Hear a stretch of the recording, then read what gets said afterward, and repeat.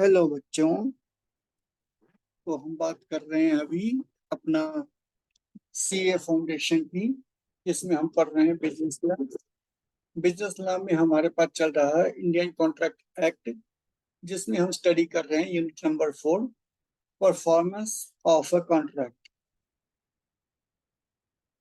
After studying this unit, you will be able to understand how obligations under a contract must be carried out by the parties, be familiar with the various modes of performance, be clear about the consequences of refusal of performance or refusal to accept performance by either of the parties, understand right of joint promises, liability of joint promisers, and rule regulating appropriation of payments.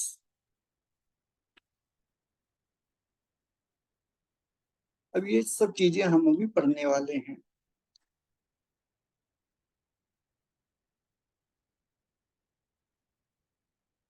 This unit explains who must perform his obligations and what should be the mode of performance and what shall be the consequences of non-performance. तीन चीजें यहाँ पे study करेंगे। First, who must perform his obligation, clear. Second, what should be the mode of performance. हालांकि इस बारे में हम काफी हद तक बात करते आ रहे हैं, बट स्टिल अभी फॉर्मली यहाँ हम इसको स्टडी करेंगे। And what shall be the consequences of non performance. चलिए शुरू करते हैं।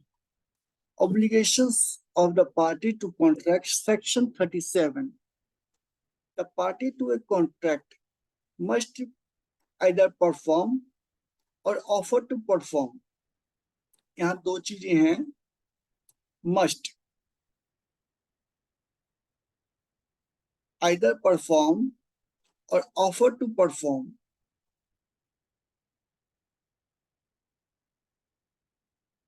The party to contract must perform their respective promises unless such performance dispensed with or excused under the provisions of the Contract Act or any other law. ठीक है ना। एक बार इसको भी आप साइड कर दें कि अगर लीगली उसको डिस्पेंस नहीं किया गया, एग्जीक्यूट नहीं है, in that case the party to a contract must perform their respective promises. The parties to a contract must perform their respective promises. The party to a contract must offer to perform their respective promises. Okay. अब contrary to law तो कुछ नहीं होता, ठीक है ना बेटा। Contrary to law कुछ नहीं होता unless such performance dispensed or excused under the provisions of the Contract Act or any other law. Law को भी हमें ऑबे करना पड़ेगा ना। हम विश्वास से पढ़ते आ रहे हैं कि अगेंस्ट लॉ, कॉन्ट्रैरी टू लॉ कुछ नहीं होता। Promises bind the representatives of the promisers in case of death of such promiser before performance unless a contrary intention appear from the contract.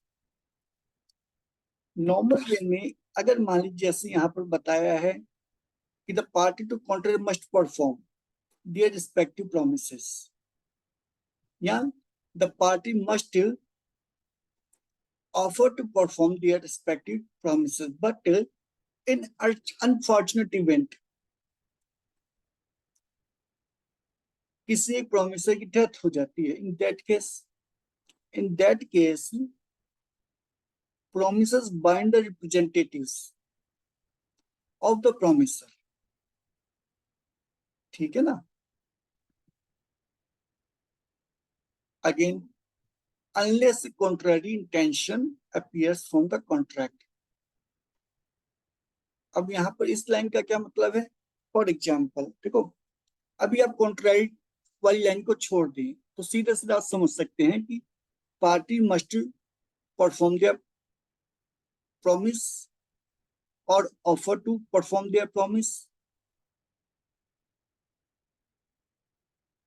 अगर डेथ हो जाती है किसी प्रोमिसर की तो उसके रिप्रेजेंटेटिव्स सेम काम करेंगे, आइदर परफॉर्म और offer to perform.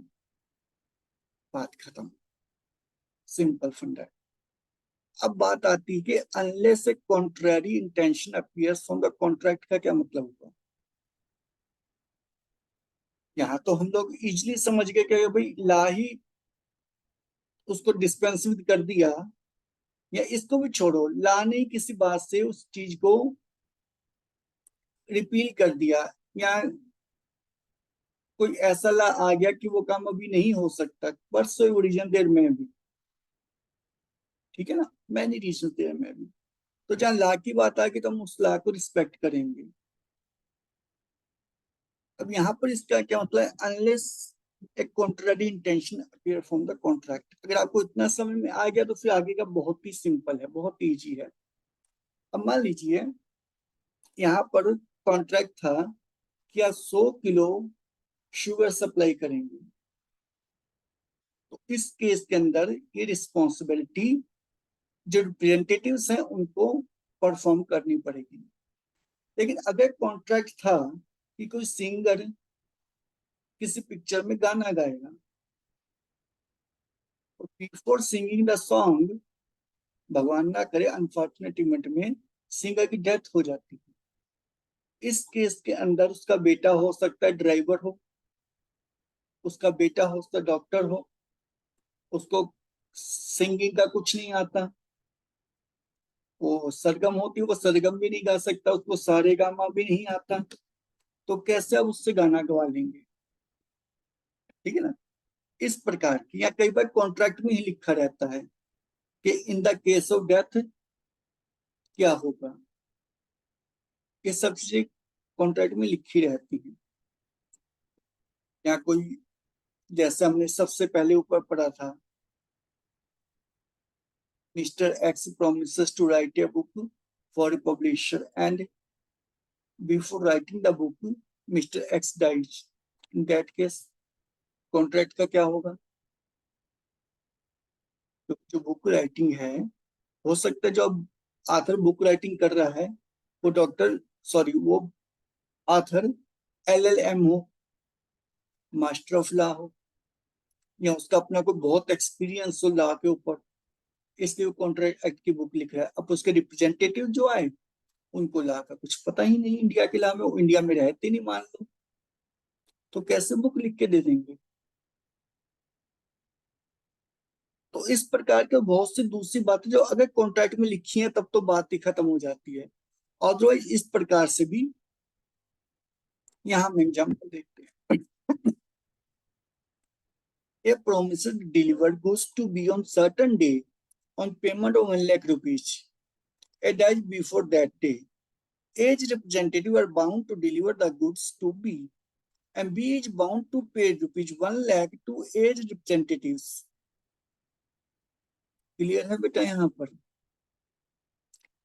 A promises to paint a picture for B by certain day at a certain price. A day before the day, the contract cannot be enforced either by A's representative or by B, because it involves the use of personal skill. It is a contract of personal nature. ठीक है ना।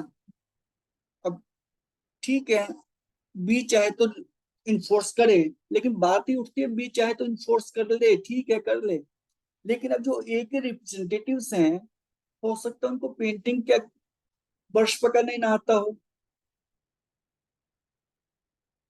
है ना, वो doctor हो, surgeon हो,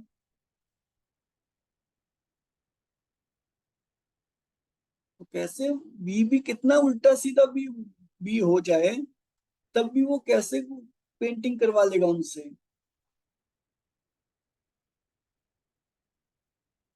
तो ये बात यहाँ क्लियर होती है। एनालिसिस ऑफ सेक्शन 37, ये आपकी सेक्शन 37 थी, इसकी अब एनालिसिस यहाँ पर है। A contract being an agreement in force of law creates legal obligation.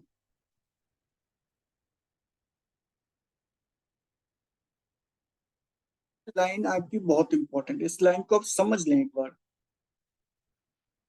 A contract being an agreement enforceable by law creates a legal obligation with subsisted until discharged. ये पूरा आपको यहाँ पर पूरी समरी मिल गई है कंप्लीट कॉन्ट्रैक्ट एक्ट की. A contract being a agreement enforceable by law creates a legal obligation. ठीक, यहाँ पे 3 पार्ट्स आ गए. एक तो contract is an agreement enforceable by law. Second, it creates some legal obligations. Third, which subsist until discharged. Performance of promise or promises remaining to be performed is the principal and the most usual mode of discharge. क्या जो भी आपके promises थे आप उनको perform कर दें. It is the main principle and most usual mode of discharge. Discharge के और भी बहुत से तरीके हैं. लीगली भी डिस्चार्ज हो सकता है. बहुत से तरीके हैं. अगर म्यूचुअली दोनों बैठकर डिसाइड कर लें कि भाई हम कॉन्ट्रैक्ट को करना ही नहीं चाहते और म्यूचुअली हमारी जो भी चीजें थी हम इस प्रकार से अपनी खुशी से अपनी एग्रीमेंट से उनको आपस में ऐसे डिवाइड करने को राजी हैं. कुछ भी करारनामा हो जाए उनका. There is also discharge of the contract. Discharge of contract का मतलब है कि जब कॉन्ट्रैक्ट के अंदर किसी की भी किसी प्रकार की कोई ऑब्लिगेशन नहीं बची and the contract comes to an end. Performance is one of many modes of discharge of the contract. The basic rule is that the promisor must perform exactly what he is promised to perform. The obligation to perform is absolute. The obligation to perform is absolute. Thus, it may be noted that it is necessary for a party who want to enforce the promise made by him to perform his promise for himself or offer to perform his promise. You know, either perform the promise or offer to perform his promise. Only after that he can ask the other party to carry out his duties.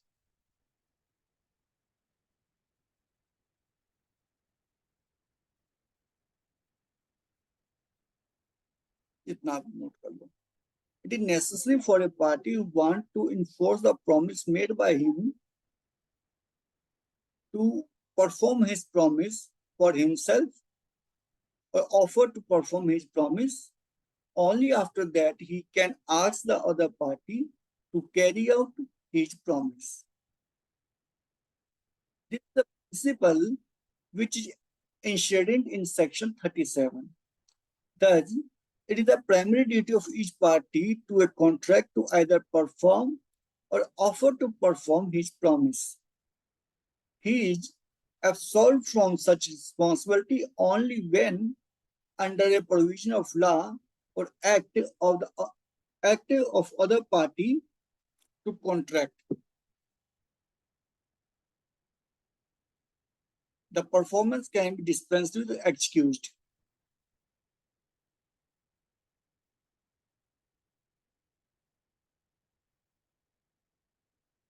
He is absolved from such responsibility only when, under provision of the law or any act or an act of the other party to contract. ये दो चीजें हैं.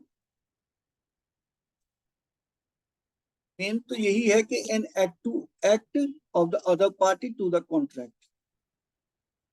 ठीक है ना. Otherwise, in some cases there may be some provisions of law when a party can be absolved from such responsibility.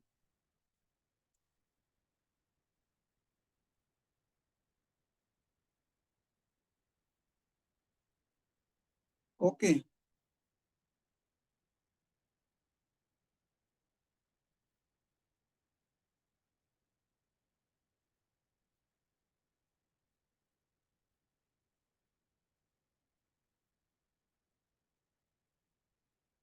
Then, From above, it can be drawn that performance may be actual or offer to perform. Performance may be either actual performance or offer to perform. अब performance क्या है और offer to performance क्या है? Actual performance, where a party to a contract had done what he had undertaken to do, or either of the party have fulfilled their obligations under the contract within the time in the manner prescribed. ये है आपकी actual performance, where a party to contract has done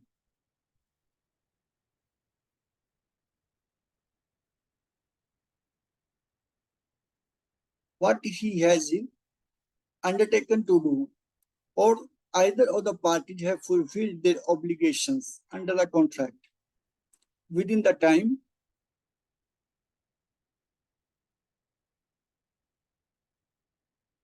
and in the manner prescribed.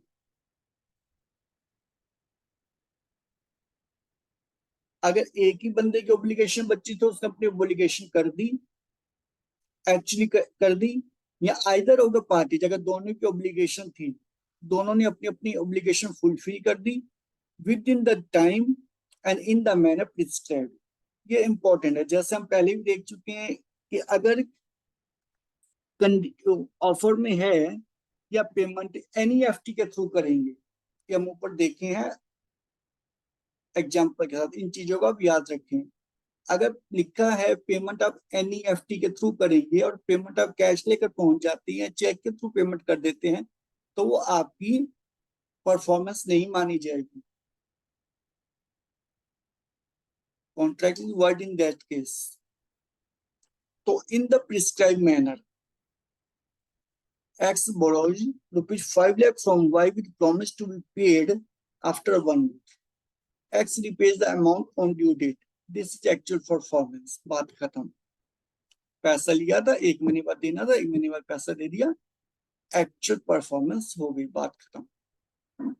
Offer to perform और attempted performance और tender of performance, अब ये क्या चीज है? ये तो एक्चुअल परफॉर्मेंस हो गई. ऑफर टू परफॉर्म क्या है? तो offer to perform also known as attempted performance, ACCA, also known as tender of performance. It happens sometimes when the performance becomes due. The promisor offers to perform his obligation, but the promisee refuses to accept the performance. अब यहाँ पर एक case बनता है कि promisor ने अपनी offer कर दी to perform his obligation, but the promissory refuses to accept the performance. उस केस में क्या होगा?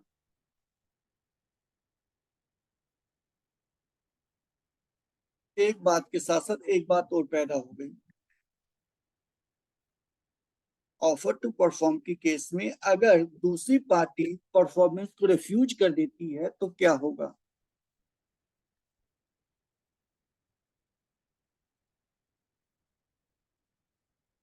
P promises to deliver certain goods to R.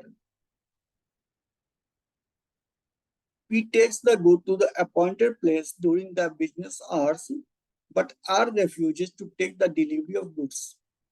This is an attempted performance, as P the promisor has done what he was required to do under the contract. ठीक है ना? क्योंकि during the business hour open day में लेकर गया है, Sunday वगैरह को नहीं लेकर गया, और साथ साथ लिखा है कि बिजनेस आवर के टाइम लेकर गया है, तो ये उसकी अटेम्प्टेड परफॉर्मेंस थी. ऑफर टू परफॉर्म था, कुछ भी इसको बोलने, ठीक है ना? उसने अपना काम कर दिया.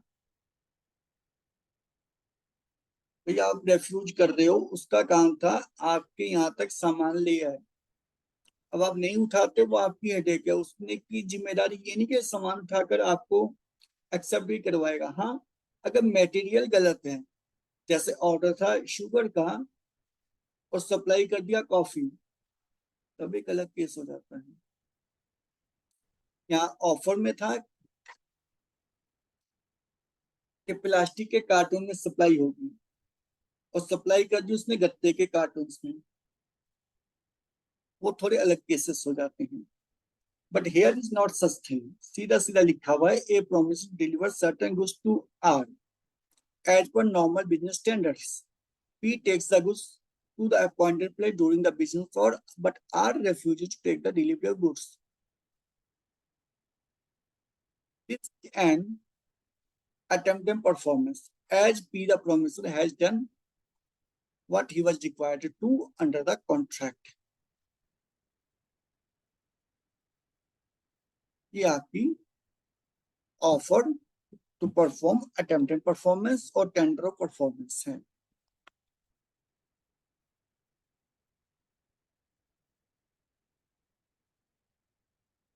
By whom a contract may be performed. Section 40, 41 and 42. By person whom promised to be performed.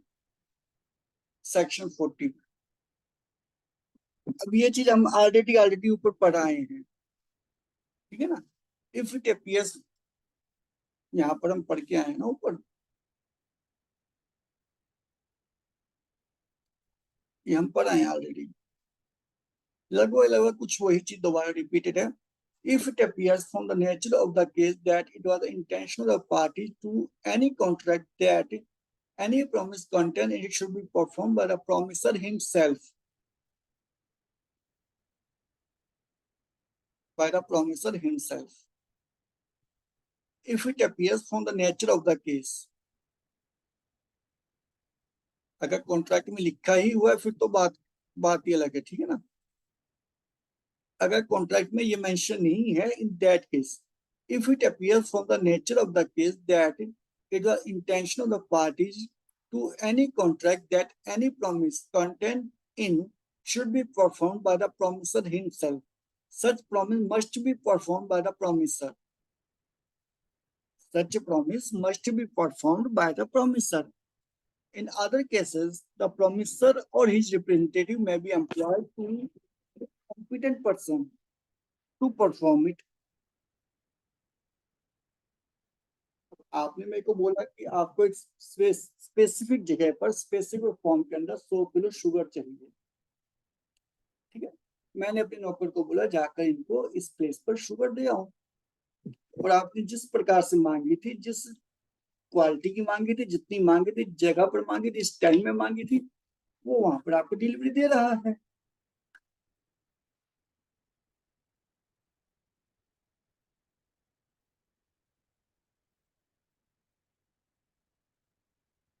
You are bound to accept it. लेकिन अगर disappears from the nature of the case, ये चीज तो प्रोमिसर हिमसेल्फ, प्रोमिसर को खुद ही करनी थी या प्रोमिसर को खुद ही करनी चाहिए। जैसे आप मेरे को कॉन्ट्रैक्ट करते हैं कि मैं आपकी पार्टी में आके गीत गाऊं, ठीक है, तो मैं आगे किसी अपने रिप्रेजेंटेटिव को नहीं भेज सकता कि भाई तू मेरे पास गाना सीख रहा है, तू जाके वहां पर गाना गा दे। ओके। लेकिन इसी केस में देखिए, आप मेरे को बोलते हैं कि भाई मेरे यहाँ पर पार्टी है, कोई बंदा आएगा गाना गाएगा, आप मेरे को हारमोनियम, दूसरी ढोलक वगैरह जो कुछ मतलब कि ऑर्केस्ट्रा का सामान है, आप मेरे को यहाँ सप्लाई कर देंगे। तो मैं अपने सर्वेंट को बोल सकता हूँ ये सारा सामान ले जा, जो जो ने लिस्ट मंगाई है मैच कर ले, वहां जाकर मैच करवा दियो, तो मैं अपने सर्वेंट को भेज सकता हूँ।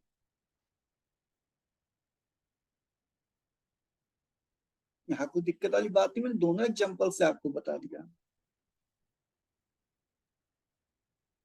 Example A promises to pay B a sum of money. A may perform his promise either by personally paying the money to B or by causing it to be paid to B by another. ठीक है। If A dies before the time appointed for the payment, his representatives must perform the promise or employ some person, proper person to do so. पैसा देना ना, पैसा जिसपे भारत सरकार की stamp लगी है वही पैसा है, उसके अंदर कोई इम्पर्सनल स्किल्स थोड़ी है। लेकिन अब सेकंड एग्जांपल देखिए, a promise to paint a picture for B, same case है, लेकिन यहाँ पर मनी नहीं देनी, यहाँ पर पिक्चर पेंट करनी है। Then this must be perform by the promisor himself. मैं आगे अपना बंदा, अपना रिप्रेजेंटेटिव नहीं भेज सकता, और अगर मैं मर जाता हूं तो मेरे रिप्रेजेंटेटिव्स को फोर्स नहीं किया जा सकता कि पिक्चर बनाकर दो।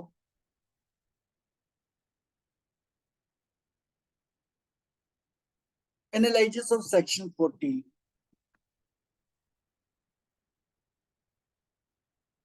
The promise under a contract may be performed as the circumstances may permit by the promisor himself or by his agent or by his legal representatives.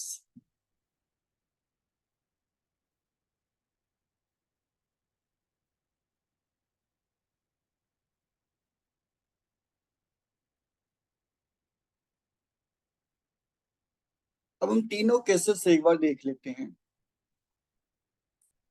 Promisor himself. If there is something in the contract to show that is the intention of the party that the promise should be performed by the promisor himself, such promise must be performed by the promisor. This means contract which involve the exercise of personal skill or diligence, or which are founded on personal confidence between the parties must be performed by the promisor himself. ठीक है, देखो बेटा, यहाँ पर अगर contract में ही लिखा है कि ये बंदा ही करेगा, तब तो ऑफकोर्स कॉन्ट्रैक्ट की जो इंटेंशन है वो साफ साफ है, उसी को ऑनर करना है। हम लोग अपना दिमाग तब लगा रहे हैं कि ये स्किल कैसी थी कैसी नहीं थी, पर्सनल स्किल थी या पब्लिक स्किल थी, किस प्रकार की थी क्या नहीं थी, जबकि कॉन्ट्रैक्ट में इस प्रकार से कुछ नहीं लिखा। सम रीजंस मैं बोलता हूं मेरा मकान आप ही बनाओगे और कॉन्ट्रैक्ट में लिखा हुआ है, तो फिर वो ड्यूटी आपकी हो जाती है कि उस काम को आप ही करेंगे। अगर कॉन्ट्रैक्ट में लिखा हुआ है, और अगर कॉन्ट्रैक्ट में ये चीज मेंशन नहीं है, तो हम लोग कॉन्ट्रैक्ट की नेचर देखेंगे कि जो काम इन्वॉल्व था, क्या उसमें ऐसा कुछ था कि पर्सनल स्किल्स की रिक्वायरमेंट है। अगर है फिर तो बात ही खत्म हो गई, फिर तो पर्सनल स्किल मेरी जो है या आपकी जो है वो कोई दूसरा कहां से ला सकता है। नहीं थी तो आगे वो पास कर देंगे। सेम एग्जांपल आपका यहाँ पर आ गया, agent, where personal consideration is not the foundation of the contract. ये एक थोड़ी नई टर्म आ गई, आप इसको नोट कर ले। पर्सनल कंसिडरेशन, पर्सनल कंसिडरेशन मतलब जो कि आप पर्सनल एबिलिटीज का यूज करके, आप कोई जादूगर हैं, ठीक है, महान जादूगर हैं बहुत बड़े, तो मैं एक शो रखता हूँ जिसमें कॉन्ट्रैक्ट है या कॉन्ट्रैक्ट में नहीं भी लिखा कि आप परफॉर्म करोगे, या कोई बहुत बड़े लायर हो, तो लायर की अपनी कैपेसिटी है, लायर की अपना एक्सपीरियंस है, जिसके बेस पर, देखो लायर तो सारी लायर हैं, कोई लायर 10 लाख में काम करता है, कोई 10 करोड़ में काम करता है। इस प्रकार की चीजें पर्सनल कंसिडरेशन में आ जाती हैं। Where personal consideration is the foundation of the contract, the promisor or his representative may employ a competent person to perform it. ठीक है ना। The legal representatives, a contract which involves the use of personal skill or is founded on personal consideration comes to an end on the death of the promisor. Void हो गया, बात खत्म। ये हम सबसे पहला एग्जाम्पल ही हमने यही चीज देखी थी, इसके आगे सारी चीज रिपीटिशन है। इसलिए बेटा मैं बार बार बोलता हूँ, अगर आप फाउंडेशन समझ लेंगे ना तो आपको कोई दिक्कत नहीं आएगी। और यहाँ पर जो हमारे पास स्टडी करने की टेक्स्ट है, ये बहुत फैली हुई है, बहुत फैली हुई है, स्पेशली फाउंडेशन की, क्योंकि यहाँ हर तरफ से बच्चा आता है और बच्चे ने पता नहीं पहले लॉ पढ़ा है नहीं पढ़ा, समझा नहीं समझा, तो बिल्कुल ना प्लेमैन की लैंग्वेज यूज की गई यहाँ पर। तो इसलिए फैल जाती है। हमें लगता है कि बहुत बड़ा कोर्स है, लेकिन कोर्स इतना बड़ा नहीं है। कोर्स को 6 महीने में कवर कर सकते हो। यहाँ एक चीज मैं और आपको बता दूं कि अगर आप लोगों को लग रहा है कि कोर्स बहुत फैला हुआ है और हम लोग इतना जानते हैं, वट सो एवर, मैं वहां भी नहीं जाता। आप मेरे को कमेंट बॉक्स में बताएं, क्या आप इसके नोट्स के थ्रू पढ़ना चाहेंगे, जिसमें पूरे पूरे कॉन्ट्रैक्ट, जितना भी हमारे पास से कॉन्ट्रैक्ट का स्टडी है बुक के अंदर, उसको हम कम से कम पेजेस के अंदर निपटा कर, नोट्स बनाकर, सब एक एक दो दो लाइन के अंदर लिखकर निपटा देंगे, ताकि हमें चीजें याद भी रह जाएंगी, सेक्शन का रेफरेंस भी हो जाएगा और हमारा टाइम भी बच जाएगा। क्योंकि अभी तो मैं बच्चों के साथ से इसको पढ़ रहा हूँ कि बहुत से बच्चे हैं जो कॉन्ट्रैक्ट एक्ट को पढ़े ही नहीं है, बिल्कुल जानते नहीं कॉन्ट्रैक्ट एक्ट है क्या चीज, या ऐसी कोई चीज एग्जिस्ट भी करती है। बीएससी के स्टूडेंट थे, आर्ट्स के स्टूडेंट थे, व्हाट्सएवर। लीगल रिप्रेजेंटेटिव्स, अब लीगल रिप्रेजेंटेटिव्स के केस में अगर पर्सनल कंसिडरेशन था तो कॉन्ट्रैक्ट खत्म हो गया, कैसे करेंगे? अब फॉर एग्जाम्पल आप समझिए बात को, मैं किसी को ब्लेम नहीं कर रहा, just to make you the point really understandable. जो गाने का स्टाइल किशोर कुमार जी का था, मैं उनके बेटे गाते नहीं गाते मुझे नहीं पता, बट कुछ भी हो, उनके गाने का जो था वो अपने पिता की तरह थोड़ी हो सकता है। ठीक है, वो बहुत अच्छे, वो भी गायक हो सकते हैं, लेकिन वो अपनी तरह के गायक होंगे। ठीक है, तो उस केस के अंदर जो कॉन्ट्रैक्ट किशोर कुमार जी के साथ था कि आप मेरी फिल्म में गाना गाएंगे, और अनफॉर्चुनेटली उनकी डेथ हो गई, उस केस में जो गाना उनके हिसाब से, या फिल्म के अंदर कोई रोल आप समझ लो, है ना, अगर कोई रोल किसी कैरेक्टर को ध्यान में रखकर, किसी हीरो या किसी विलेन को ध्यान में रखकर लिखा गया है, उसकी कैपेसिटी, उसके एक्सपीरियंस, उसकी कद काठी को देखकर लिखा गया है, तो कोई दूसरा उसको परफॉर्म कैसे कर सकता है ना? उसका बेटा, दूसरों से, अब अमरीश पुरी साहब थे, उनकी आवाज सिनेमा में गूंजती थी, आवाज सुनकर समझ जाते थे कि हाँ भाई। अब उनके बेटे बेटियां, मैं किसी को अच्छा बुरा नहीं कह रहा, लेकिन वो वही चीज क्रिएट कर सके, ऐसा कोई पॉसिबल नहीं है। उस केस में क्या होगा? किसी को मजबूर करना एक तरीके से नेचुरली उसको भी आप दुखी कर रहे हो। तो उस तरीके के केसेस में जहां जहां पर्सनल कंसिडरेशन आ जाता है, on the death of the promisor, that contract comes to an end. अब बाकी चीजें यहाँ पर रिप्रेजेंटेटिव को जाहिर सी बात है ट्रांसफर हो जाएंगी लीगल हेड्स को। As regarding any of the contract, the legal representative of the deceased promisor are bound to perform it unless contrary intention appears from the contract। अब जब कॉन्ट्रैक्ट में ही लिखा, कुछ और लिखा हुआ है, मान लो कॉन्ट्रैक्ट में एक, मैं आपको बात बताता हूँ कि जो कॉन्सिडरेशन वो पर्सनल नहीं है, लेकिन अगर लिखा है कि any of the parties dies in unfortunate event, तो कॉन्ट्रैक्ट खत्म माना जाए। जिसकी भी मनी का ट्रांसफर हुआ है वो मनी वापस एक दूसरे को कर दी जाए, तो भी फिर बात खत्म, फिर भी आप उसको आगे ट्रांसफर नहीं कर सकते। कॉन्ट्रैक्ट ड्यूली साइंड है, कॉन्ट्रैक्ट ड्यूली रजिस्टर्ड है, और इस प्रकार की कंडीशन को इलीगल या अगेंस्ट पब्लिक पॉलिसी भी नहीं है। ये इंटेंशन थी कॉन्ट्रैक्ट करने वालों की कि अगर हम में से कोई भी एक मर जाता है तो कॉन्ट्रैक्ट को वहीं रोक दिया जाए, और जितना भी मनी का ट्रांसफर हो चुका है वो मनी वापस रीइंस्टीट्यूट कर दी जाए।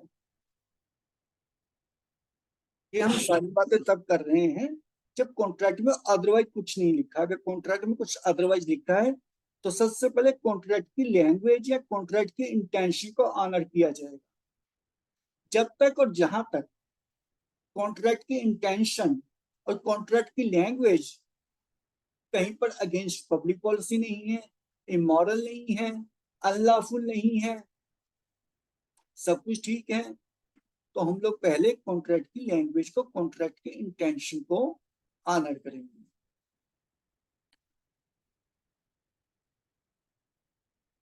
but their liability under a contract is limited to the value of the property they inherit from the deceased. वो एक अलग बात है, ये तो देखो फैक्ट है, ठीक है ना। अब इसको भी ना अंडरलाइन कर लो, लेकिन एक सेकंड,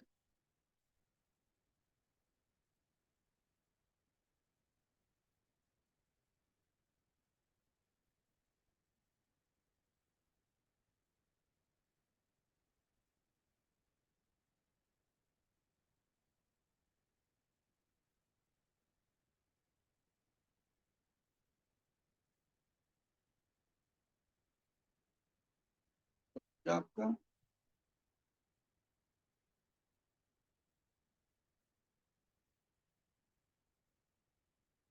ये हो गया, ठीक है।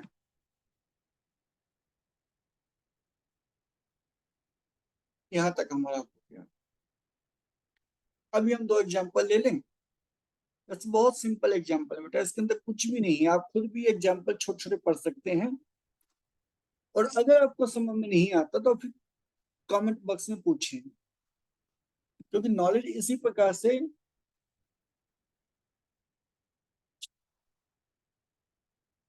a promises to pay rupees 1 lakh on delivery of certain goods. A may performed his promise either by himself or causing someone else to pay the money to B. अच्छा, ये हमने सेम सेम पढ़ लिया बेटा, इसको हम पढ़ चुके हैं, टाइम वेस्ट मत करो बच्चे। Third person, effect of accepting performance from third person, section 41. When a promisee accept performance of promisee from a third person, he cannot afterward enforce it against the promiser. बात कर रहा हूं, ठीक है ना। ये एक फैक्ट है कि मैंने आपको 50,000 रुपए देने थे, मैंने अपने भाई को भेज दिया कि भाई जाके इसको पैसे दिया, और आप उसको एक्सेप्ट कर लेते हो, उससे पैसे ले लेते हो, तो उसके बाद आप दोबारा मेरे को सू कर दोगे कि सर आपने मेरे को 50,000 रुपए नहीं दिए। कॉमन सेंस की बात है।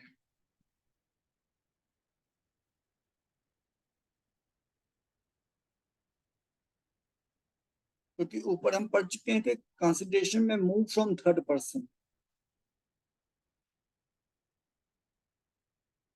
और आप उसको एक्सेप्ट कर रहे हो, या तो बोल दो कि मैं आज से पैसे नहीं ले रहा, मैं उसी से पैसे लूंगा, और ऐसा कॉन्ट्रैक्ट के अंदर का इंटेंशन था,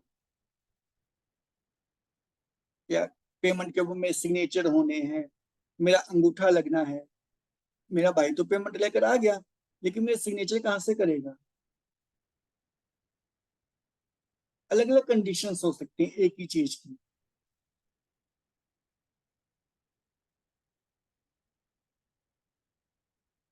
That is performance by stranger if accepted by promisee, the result in discharging the promiser, although the latter has neither authorized nor rectified the act of third party. यहाँ पर ये आप थोड़ा नोट कर लो, performance by stranger if accepted by promisee, this result in discharging the promiser.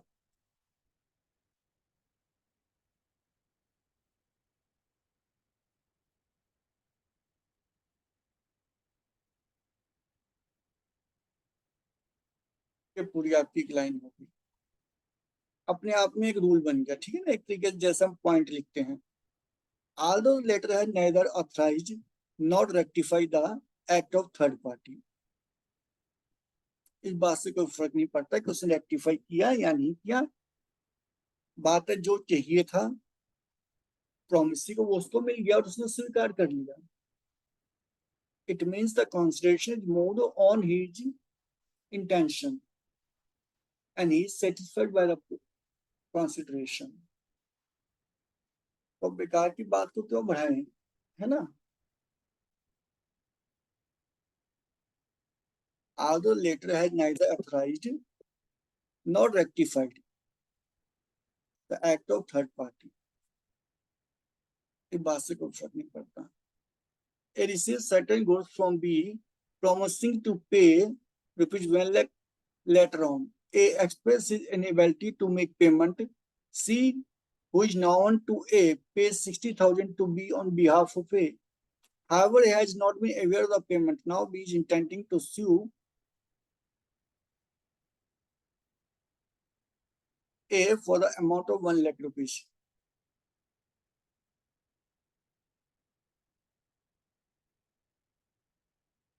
ऐसे कर सकते हैं. Now he is intending to sue. He has received 60,000 rupees duly. Then his claim is only 40,000 ना. एक सेकंड पूरा पढ़ने तो उसको. A received certain goods from B promising to pay 1 lakh rupees. Later on, he expressed his inability to make payment. ठीक बात है, sue कर सकता है. C, who is known to A, pays rupees 60,000 to B on behalf of A. ठीक है. However, A was not aware of the payment. कोई बात नहीं. Now B is intending to sue A for the payment of 1 lakh rupees. तो 60,000 कैसे accept कर लिया तुमने? आगे पढ़ते हैं. As per section 41 of the Contract Act 1972, when a promisee accepts the performance of promises from a third person, he cannot after enforce it against the promiser. सही बात है. अच्छा, आपको ना यह कंडीशन दी हुई है. Now tell whether B is intending to sue A for the amount of 1 lakh rupees. Please state now whether B can sue or not with reasons. ये पूरे के पूरे क्वेश्चन उठा लिया है, कॉपी पेस्ट कर दिया. I think so. ठीक है ना. And this is answer here. यहाँ पर आप इसको क्वेश्चन लगा दो और यहाँ पर इसको आंसर लगा दो. चीज को समझ लो, एग्जाम में ऐसा पूछ सकते हैं. ठीक है ना. यहाँ पर राइट ट्रू और false with your reasons, number A number B ऐसे करके. अब आप ये बताएं कि क्या B can sue A for the amount of 1 lakh rupees.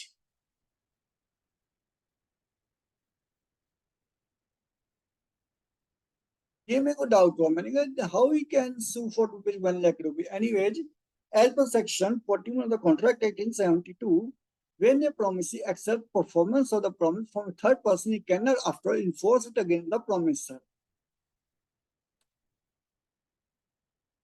Promiser discharged हो गया. There is the performed by stranger accepted by the. ये लाइन आप यहाँ नोट कर ले. Accepted by the promisee.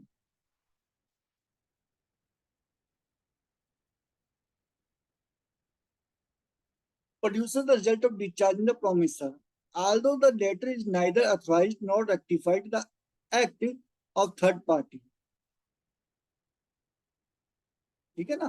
Promisor ने ना तो उसको रेक्टिफाई किया, ना उस बंदे को अथॉराइज किया, ना वो जानता था. Different present interface, present instance, B can sue only for the balance amount, that will be 40,000, not for the whole amount.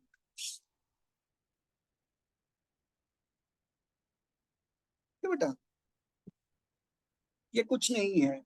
यहाँ पर एक क्वेश्चन इलस्ट्रेशन नहीं है, एग्जाम्पल नहीं है. तो ये आपका क्वेश्चन मान लीजिए इसको. आंसर ट्रू और फॉल्स विद योर लॉजिक्स. तो ये आपका एक तरीके से आंसर यहाँ पर हो गया. यहाँ पर सी थर्ड पार्टी ही सही, उसने पेमेंट कर दिया और आके प्रोमिसी ने एक्सेप्ट कर लिया. That's enough. इस बात से कोई मतलब नहीं बनता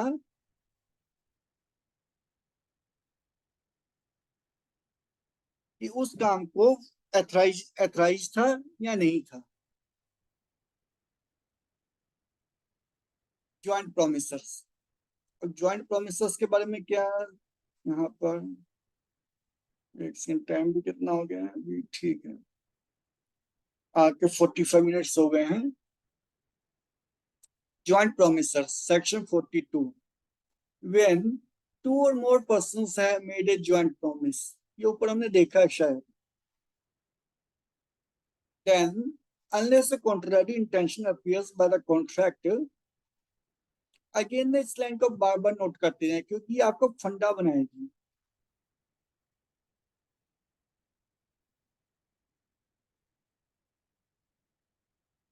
unless A contrary intention appears by the contract. ये चीज बार बार आ रही है, मैं बार बार आपको हाईलाइट करवा रहा हूँ ये लाइन, इसीलिए हाईलाइट आपको करवा रहा हूँ कि अगर कुछ कॉन्ट्रैक्ट में ऐसा लिखा है तो पहले कॉन्ट्रैक्ट में जो लिखा है वो चीज ऑनर होगी, कॉन्ट्रैक्ट की नेचर को ऑनर किया जाएगा। लेकिन अगेन इसके साथ मैं रिपीट करता हूँ, अगेन नोट कर लें, जब तक कि कॉन्ट्रैक्ट की इंटेंशन या कॉन्ट्रैक्ट में लिखी हुई बात अगेंस्ट पब्लिक पॉलिसी नहीं है, किसी दूसरे एक्ट या किसी दूसरे लॉ का वायलेशन नहीं है, लॉफुल है, बोनाफाइड है, तो हम पहले कॉन्ट्रैक्ट में लिखी चीज देखते हैं वो कॉन्ट्रैक्ट वाले क्या चाहते हैं।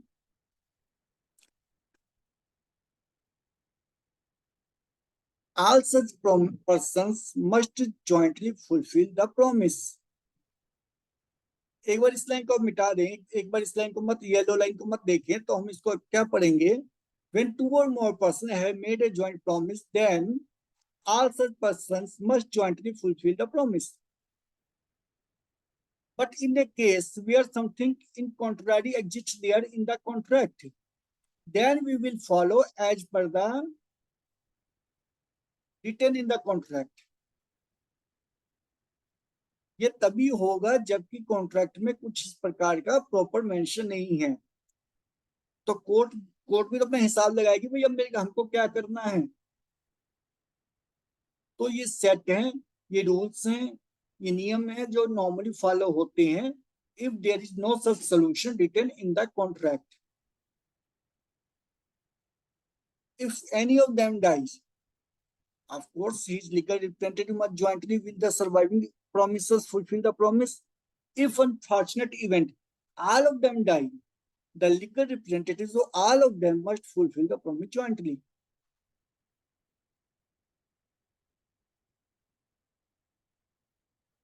अगर कॉन्ट्रैक्ट में आप कॉन्ट्रैक्ट का भी आप एक बार एग्जांपल लो, एबीसी तीन कॉन्ट्रैक्ट के अंदर पार्टीज हैं और कॉन्ट्रैक्ट में साफ साफ लिखा है अगर ए मर जाता है तो उसके जो रिप्रेजेंटेटिव्स हैं वो काम नहीं कर सकते, वो कॉन्ट्रैक्ट को ज्वाइन नहीं कर सकते व्हाटसोएवर।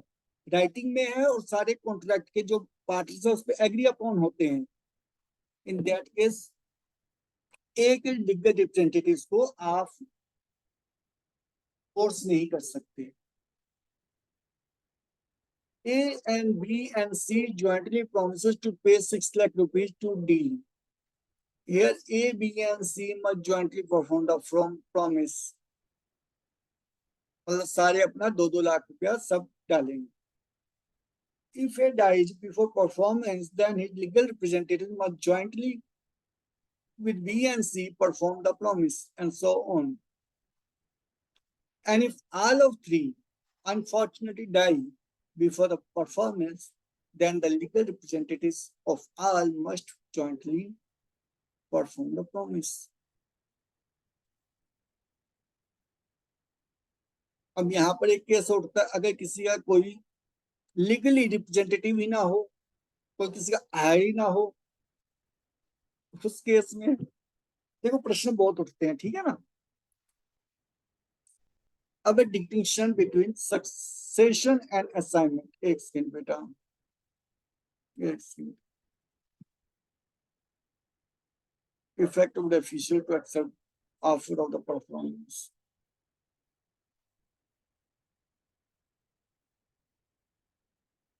छोटे छोटे टॉपिक है ना बेटा, छोटे छोटे।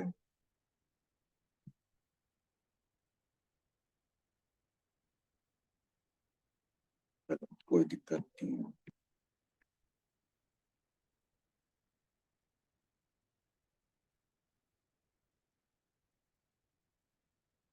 Distinction between succession and assignment. Succession और असाइनमेंट क्या है? सक्सेशन के अंदर बेटा क्या है कि दोनों चीजें आती हैं, एनी प्रॉफिट और एनी लॉस और एनी लायबिलिटी, तीनों चारों चीजें ट्रांसफर होती हैं सक्सेशन के केस में। और असाइनमेंट के केस के अंदर सिर्फ आप बेनिफिट असाइन कर सकते हो, लायबिलिटी असाइनमेंट नहीं कर सकते। सब इतना सा फर्क है और कुछ नहीं। सक्सेशन के केस में बेनिफिट्स और लायबिलिटीज दोनों ट्रांसफर होते हैं। सक्सेशन के केस में बेनिफिट और लायबिलिटीज दोनों ही ट्रांसफर होते हैं। असाइनमेंट के केस में लायबिलिटी ट्रांसफर नहीं होती, लायबिलिटी ट्रांसफर नहीं कर सकते, only benefits are being transferred. Distinction between two legal concepts, that is succession and assignment, may be noted carefully. When the benefit of the contract are succeeded by the promisor by the process of law, then both burden and benefit attaching to the contract may be sometimes devolved on the legal heirs. ठीक है ना? अगर किसी प्रकार से किसी reason से contract आगे जाता है लीगल रिप्रेजेंटेटिव के ऊपर, तो कॉन्ट्रैक्ट के अंदर क्या है, आप कुछ प्राप्त भी करोगे, आपको कुछ देना भी पड़ेगा। ठीक है ना? दोनों ही चीजें है ना कॉन्ट्रैक्ट के अंदर। तो सेल ऑफ गुड्स का कॉन्ट्रैक्ट आप देख लो, आप सामान दोगे, गुड्स सप्लाई करोगे तो आप पेमेंट ले रहे हो, चाहे वो पहले ले चुके हो चाहे बाद में ले चुके हो। तो यहाँ पर दो चीजें उठती हैं, एक तो ऑब्लिगेशन और एक आपका राइट।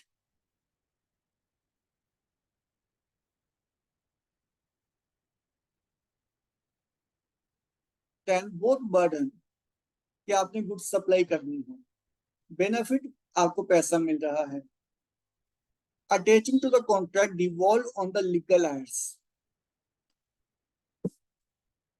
क्लियर हो गया? जैसे हम ऊपर देख चुके हैं कि दो बार में कॉन्ट्रैक्ट करते हैं कि मैं आपको इतनी गुड्स, इस क्वालिटी गुड्स, इस डेट को इस जगह पर सप्लाई कर दूंगा, सब कुछ राइटिंग में बढ़िया से है, और आप मुझे 1 लाख रुपया देंगे, मैं मर जाता हूँ, तो मैं लीगल रिप्रेजेंटेटिव्स को वो गुड्स बर्डन सप्लाई करना है, लायबिलिटी सप्लाई करनी है, गुड्स सप्लाई करने हैं, तभी वो 1 लाख रुपए भी तो रिसीव करेंगे ना। दो दो चीजें होगी ना बेटा इसके अंदर। Suppose the son succeeds to the assets of his father after his death, he will be liable to pay the debts and liabilities of his father or during his lifetime। ठीक है ना? अब यहाँ पर भी दो चीजें होगी क्या, एक तो स्टेट मिल गई, प्रॉपर्टी सारी मिल गई, कुछ भी मिल गया, लेकिन अब अगर उन पिताजी ने कुछ उधार ले रखा था या उनकी कोई दूसरी पर किसी भी प्रकार की लायबिलिटी थी, तो वो भी तो पे करनी है। वो किसके सर पे जाएंगी? ये सक्सेशन में हो रहा है, सक्सेशन में हो रहा है, दोनों चीजें आ रही हैं।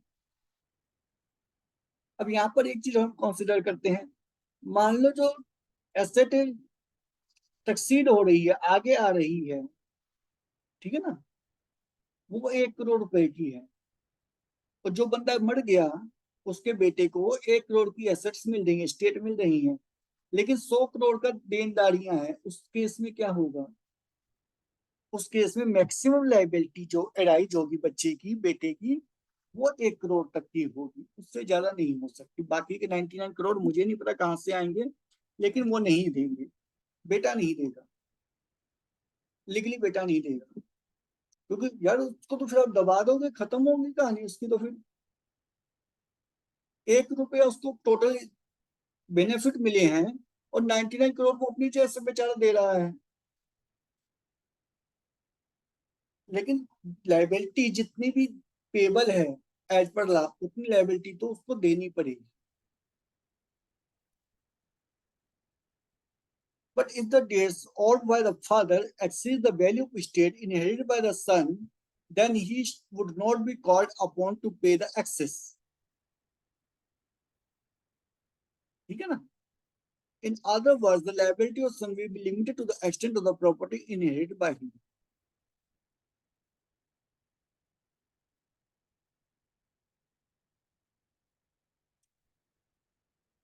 ये सक्सेशन का पहले आप समझ लें, सक्सेशन के अंदर दोनों चीजें आ रही हैं, बेनिफिट भी और लायबिलिटी भी।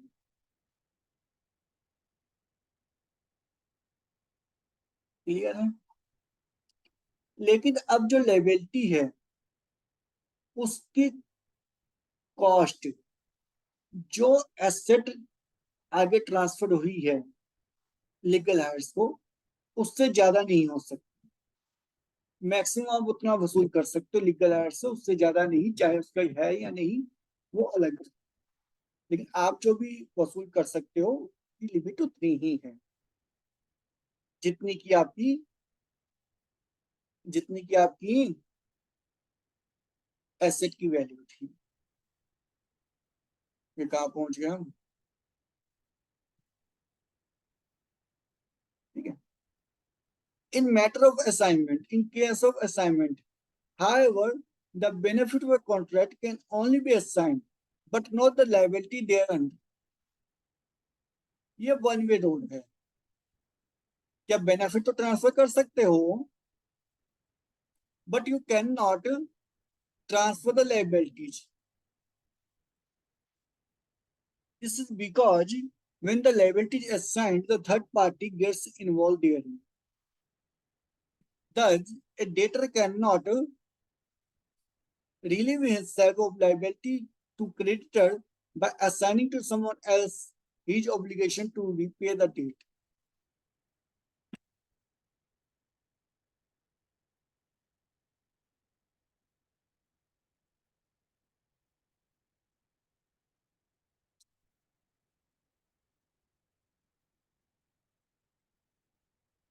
On the other hand, if a creditor assigns the benefit of the promise, he thereby entitled the assigned to realize the debt from the debtor.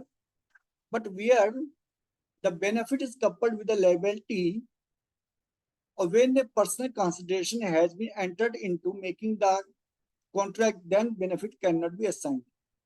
Personal consideration तो हम ऑलरेडी देख चुके हैं और ये हम समझ चुके हैं इसको ट्रांसफर क्यों नहीं कर सकते। लेकिन इस केस में कि अगर कोई लायबिलिटी भी कपल्ड है, कुछ देना भी है कि आपने 10 लाख रुपए लेने हैं, लेकिन 10 लाख रुपए लेने से पहले उसको गाड़ी की डिलीवरी देनी है, तो उस केस में वो अपनी गाड़ी थोड़ी देगा। क्यों देगा अपनी गाड़ी? जो भी आपका कॉन्ट्रैक्ट था आप आपस में जानो।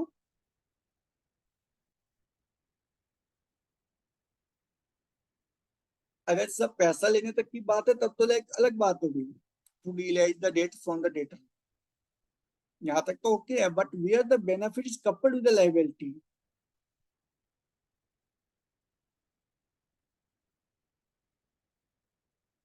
then the benefit cannot be assigned. ठीक है? यहाँ पर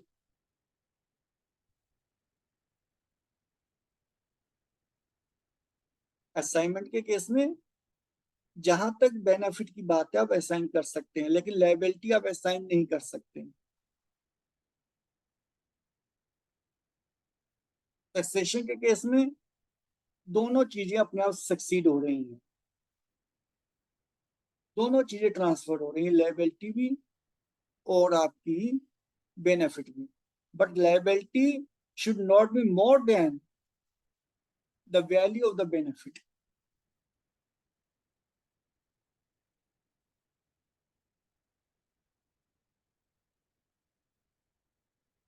Effect of refusal to accept offer or performance.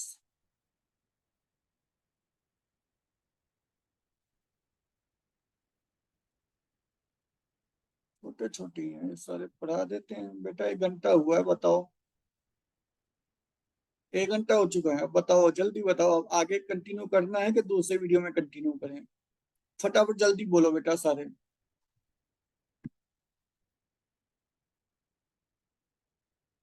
ठीक है, इसको नेक्स्ट वीडियो में रखते हैं, तो वीडियो को फिलहाल बंद करते हैं। Thank you very much. मिलते हैं नेक्स्ट वीडियो में। तब तक की आपकी रिस्पॉन्सिबिलिटी है, आप वीडियो देखते रहें, देख कर सीखते रहें, सीख कर वीडियो को लाइफ में आगे बढ़ते रहें। All the best to you.